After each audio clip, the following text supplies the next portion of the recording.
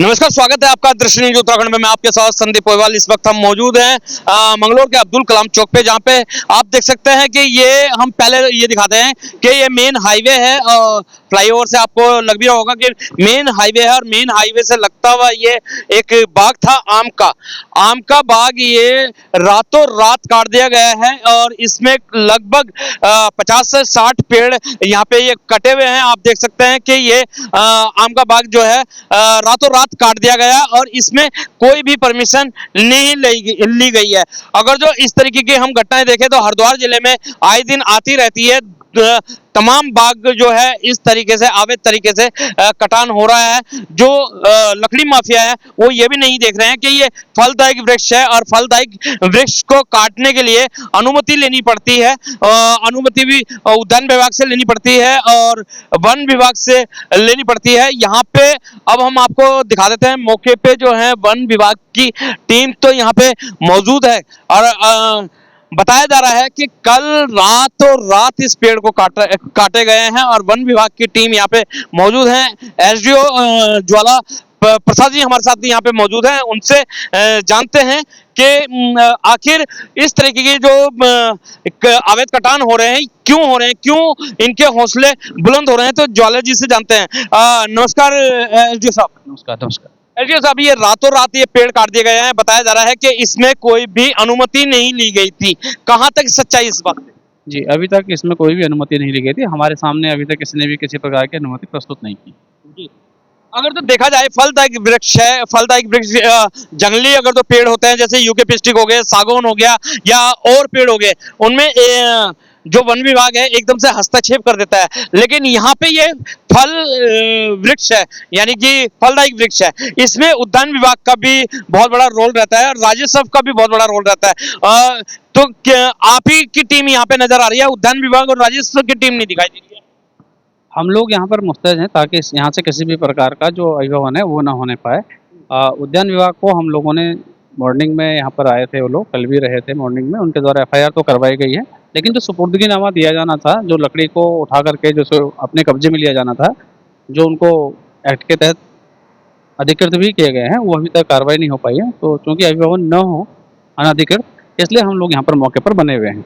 जैसे कि अभी हमारी उद्यान विभाग के जो अधिकारी हैं उनसे भी बात हुई है, उनका कहना है कि वन विभाग अपनी सुपुर्दगी में लेगा ये।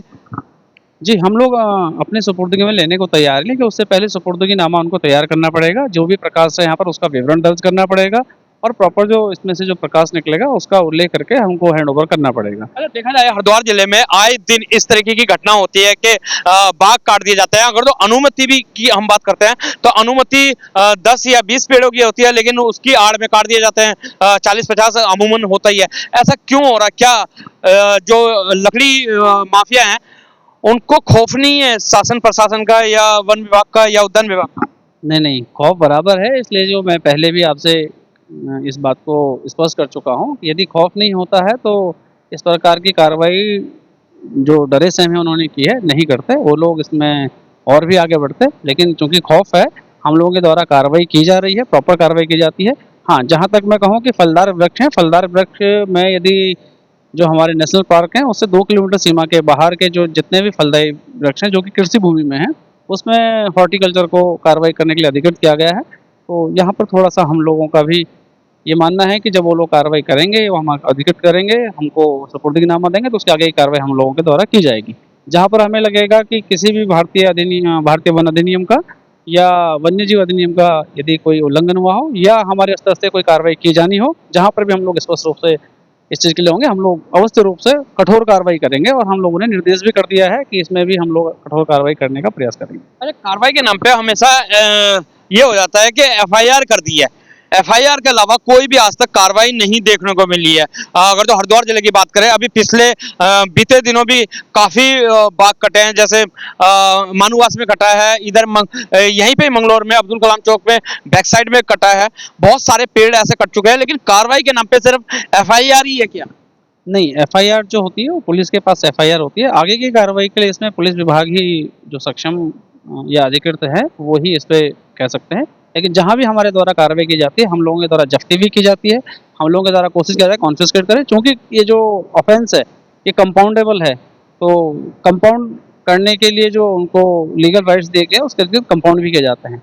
और मैं चाहूँगा कि भविष्य में कभी भी यदि कार्रवाई के बारे में आपको विवरण चाहना हो तो उसका आप फॉलोअप ले सकते हैं, हम लोग उसका फॉलोअप आपको ज़रूर साझा करेंगे। चलते एक लास्ट सवाल के एक्ट के अकॉर्डिंग जो है फलदायी वृक्ष में क्या क्या एक्ट है?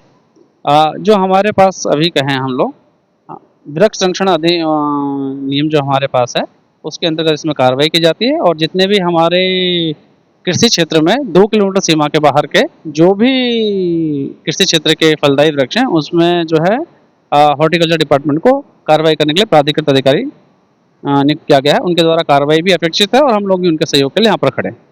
तो हमारे साथ एलवीओ ज्वाला सिंह जी मौजूद हैं। उन्होंने बताया है कि जो उद्यान विभाग है उनकी इसमें अहम भूमिका होती है। हम लोगों जो है यहाँ पे मौजूद हैं और आपको बता दें कि ये हाईवे तो जा रहा है मुश्किल से यहाँ से 500 या 1000 मीटर की दूरी पे, किलोमीटर नहीं 1000 मीटर की दूरी पे मंगलोर कोतवाली है।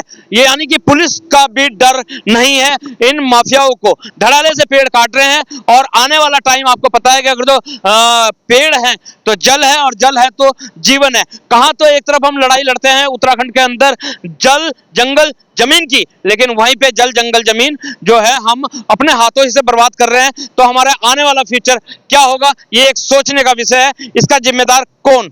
तो दिखाते रहेंगे इसी तरीके की खबरें। जब तक के लिए दीजिए इजाजत। जय हिंद, जय भारत, जय उत्तराखंड।